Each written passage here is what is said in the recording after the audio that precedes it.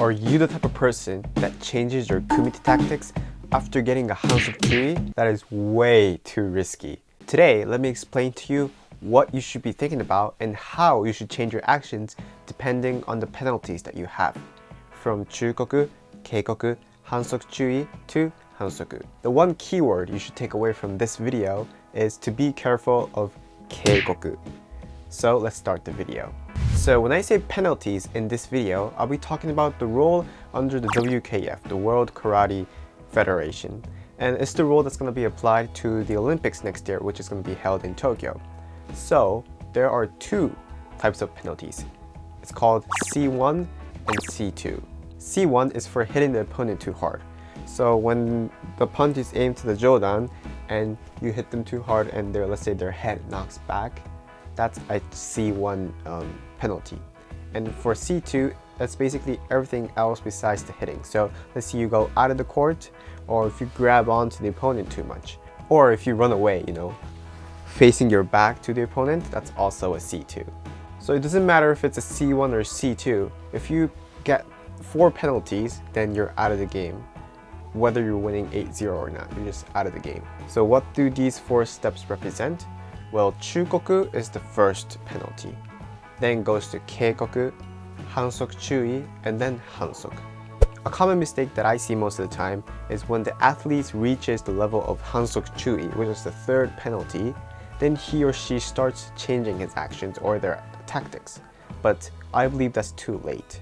If you start changing your actions at your 3rd penalty, then that means your options are already super limited, which is going to allow your opponent to take advantage of that. So what you want to do is start changing your tactics at your 2nd penalty, which is the Keikoku. Let me show you how the dangerous level rises as you get the 4 penalties. First, take a look at this graph. So on the x-axis, there's the 4 penalties, right? From Chukoku, Keikoku, Hansok Chui to Hansoku. And on the y-axis is the danger level. So if you reach up to 100, then you're out of the game. And usually people think that when you get 1 penalty, it rises 25%. So a 4th of the whole, right? But I think if you do Kumite, I think this is a bit off. So this is my personal opinion, but this is my idea.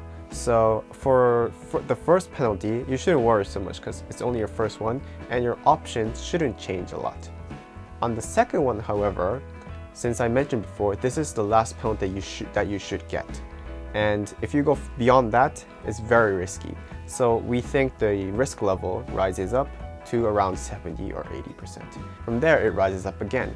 As for C1, we put it as 80%, and for C2, we put it at 95%. The reason C2 levels are higher is because this is very important, the judgment tends to be subjective for C2. Let's say in the case of grabbing, right? Depending on the referee, some might think that 2 seconds are too long, but then some referee might think 3 seconds are too long. So you can't really predict what the referee is going to think for your C2 actions. So the point that you reach Hansok Chui, that's a pretty high risk. However, for C1, it's for hitting.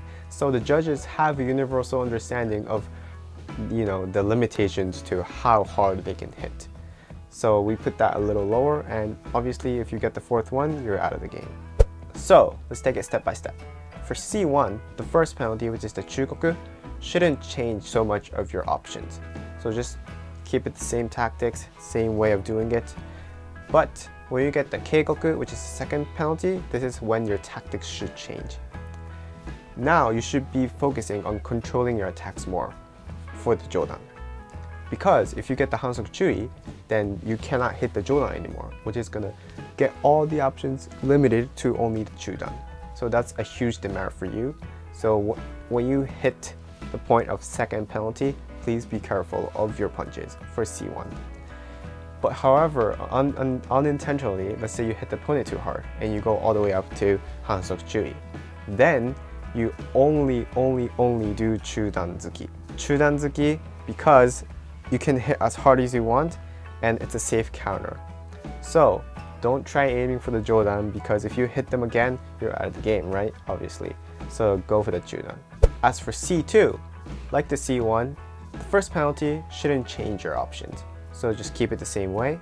However, if you unintentionally get the second penalty, which is the keikoku, focus on these two things. First, don't go out of the court. Otherwise, you're gonna hit H to HC, which is hansok chui. Option 2, don't grab onto the opponent. So after hitting and getting close, push him away, okay? So that's the two options. However, if it's your last 15 seconds and you're winning and you haven't used up the hansok chui, then you can go out of the court. So that's the only one rare example of you being able to go to hansok chui for C2.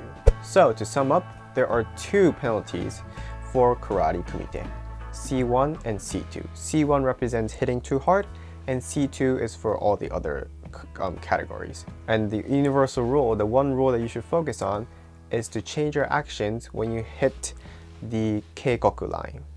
So if you like these kind of videos, please check out these kumite tactics as well. I'm pretty sure it's going to help you guys a lot, and I'll see you guys next time.